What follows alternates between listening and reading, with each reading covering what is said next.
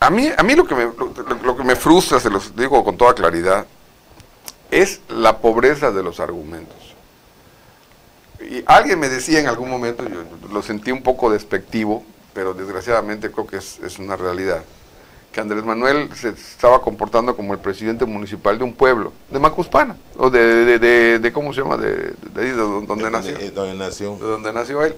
Y me decía, es que velo, él cree que tener una muy buena relación con los ricos, eso le va a resolver todos los problemas. Y no, gobernar un país no es como gobernar un municipio, no es lo mismo.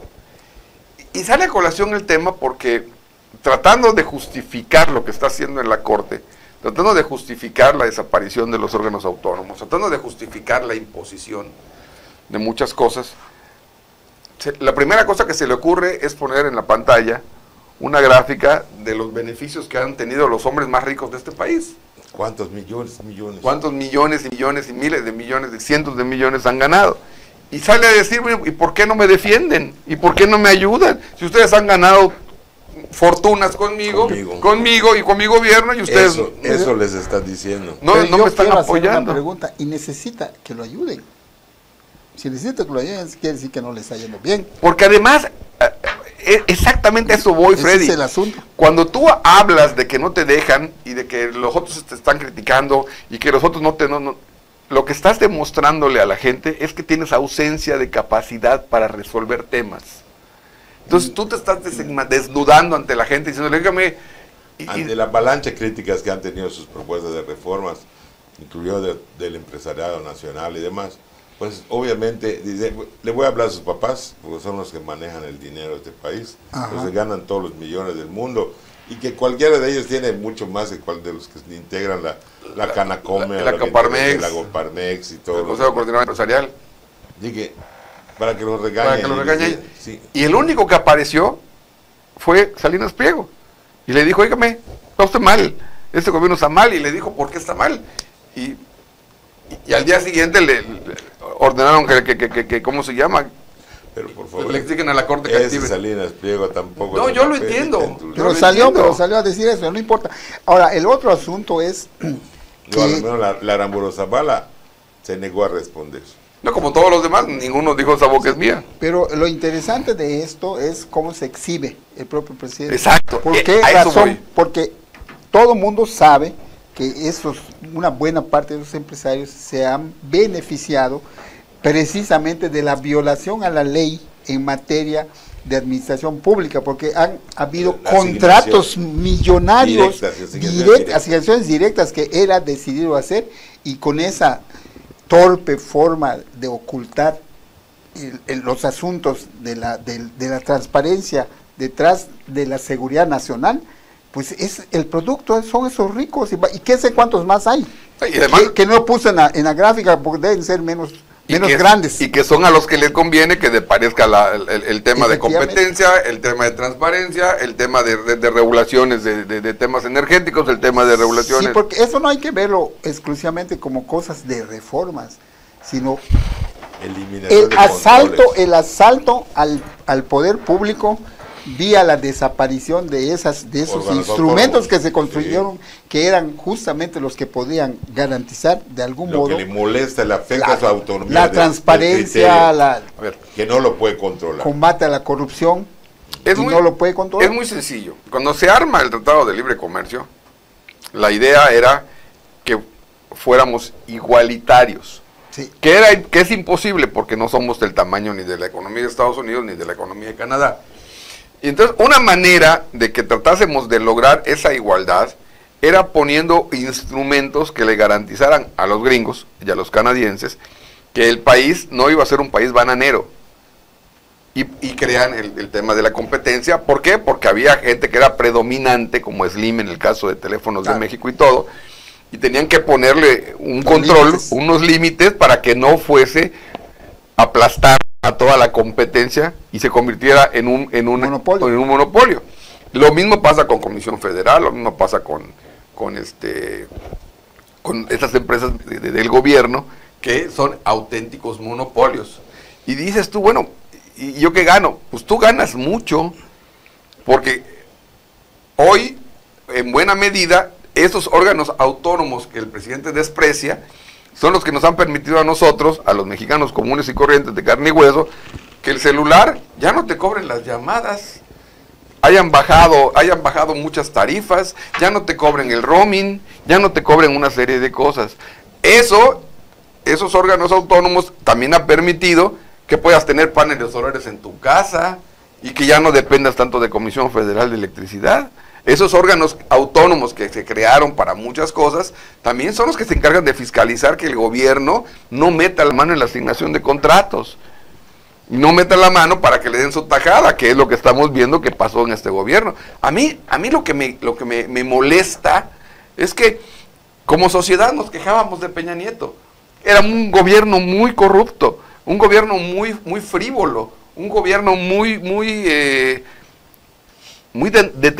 telenovela.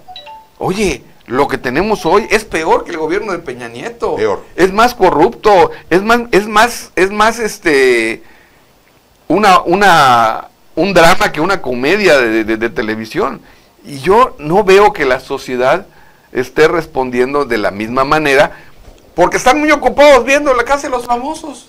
Y dices tú, no me jodan, ¿de veras? No, pero bueno, lo que pasa es que las reacciones de la sociedad no son predecibles. No se sabe cuándo, no se sabe cómo. Es lo que decía hace un momento Claudio, el asunto de la manipulación de las masas. Llega un momento también que esa manipulación tiene un límite y se rompe. Sí. Y entonces no te imaginas en qué momento va a haber una reacción. ¿Y cómo va a terminar? Así es. Yo te lo pongo como ejemplo aquí, localmente. En 1974, nadie se pudo haber imaginado lo que ocurrió cuando secuestran a Efraín Calderón Lara. Pues fue un momento de transformación para Yucatán y un momento de rebelión para la sociedad. Coincidente. Grupos que eran impensables que se invisibles. Invisibles, pero además grupos impensables que se pudieran unir, se unieron. Y habían grupos de gente muy ligada con la Iglesia Católica, gente ligada con protestantes, con otros grupos, digo, porque yo fui protagonista de ese movimiento, lo sé, y nunca nos, o sea, no vimos, era tu paisano además. Sí, pero nunca vimos cómo vino la cosa, ¿no? Pero sí, en esos tiempos, sí te acordarás, Claudio, creo que eras un niño, creo que ibas al kinder. No, está ahí en primera año de prepa, por favor. Claro, en ese tiempo, el asunto de los sindicatos y de los derechos y todo eso estaba totalmente controlado y se rompe. Y recuerda también que hubo el conflicto político con Víctor Cervera. Claro, hubieron muchos factores que se dieron. Elementos de Loret con Víctor Cervera, sí. También los grupos de poder económico tenían ciertas situaciones. Bueno, se conjugaron muchos factores y cuando reventó la cosa. Entonces nunca me dio, en aquel entonces también era un muchacho. Digo, por fortuna no hubo más muertos que los... Claro. Pero ¿cuántos murieron con el Charras? Solo él. Muerto el perro, se acabó la rabia, la universidad, ¿no? Y todas las bombas en el centro de la ciudad, lacrimógenas y demás. Claro. Y los tiros que se dieron las coyunturas, porque inclusive perdió el gobierno, en ese caso de Loret de Mola, pierde el control sobre los estudiantes, sobre las organizaciones estudiantiles. La Federación Estudiantil. Efectivamente, entonces había una situación que impidió que fueran controlados y que también eso ayudó a que el movimiento tuviera una cobertura por parte del movimiento estudiantil, aunque no era una cobertura real, sino era por los propios intereses, por la situación que se vivía. Bueno, una cantidad de elementos que habría que analizar, qué es lo que generan los movimientos sociales. Claro. Y que en ese momento, yo francamente creo, cuando hablo de la rebelión en la granja, que se están generando esos elementos y no sabemos qué va a pasar. Lo comentaba Federico. Sobre todo que en la globalización, aunque todavía me acuerdo de las marcas de mis zapatos. Los que te llevas de Canadá. De mis zapatos, ¿cómo se llama? De mis alpargatas tipo sapo, cuando salí de mi pueblo. Pero hablo de la globalización. Entonces, también aquí es un factor muy importante. Pues, aparentemente las opiniones de los periódicos norteamericanos, de otros, y todavía no hemos escuchado la opinión del periódico muy importante que tiene Londres, ¿no? No, ya salió de Economist, ya Bueno, salió. bueno, ya. todo eso aparentemente no está causando efecto, pero sí está causando efecto. Entonces, vamos a observar, no sabemos hasta dónde, porque eso no lo puede uno predecir.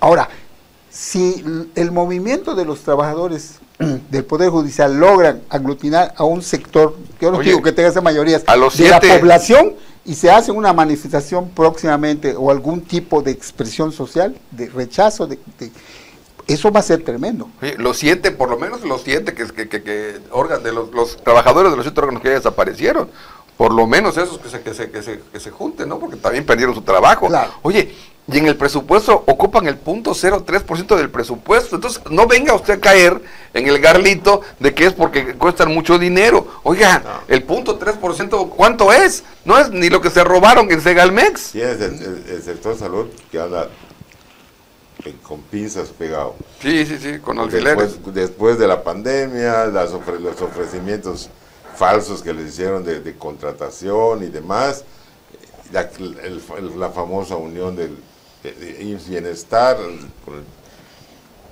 tenemos, bueno, los maestros la traen en sus propios intereses en el centro es de toda la nación, pero en realidad más que nada los oaxaqueños Y los michoacanos. y los michoacanos, entonces Guerrero, pero digo, en todos lados hay, nadie se ha fijado mucho, pero hubo durante estos 6 años una eliminación no de plazas, de personal de todos los niveles en el gobierno. En el gobierno, y no sí. solo eso, Miles. la mayoría de las Miles. instituciones que existían, que existen todavía formalmente, están desmanteladas. Sí. Es el otro asunto, pero además esas instituciones son para darle servicio a la sociedad. Claro. Y la construcción de esa burocracia, como la queramos ver, aunque sea en términos despectivos, es una construcción que nos costó a los mexicanos. Claro. La capacitación de esa gente que atiende en las ventanillas de las dependencias es gente que se tuvo que capacitar, pues está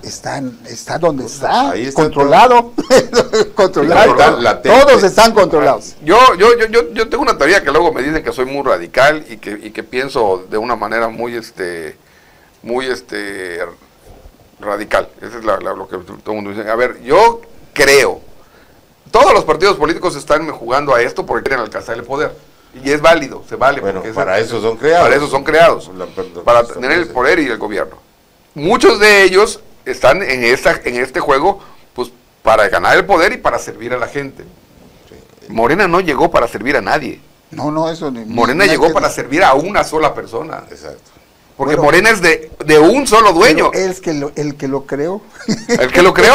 Y por eso todo el mundo me dice, es que Claudia se va a desligar de Andrés Manuel. No se puede desligar de él porque es el dueño del partido que la eligió. Es el dueño del partido que la nominó.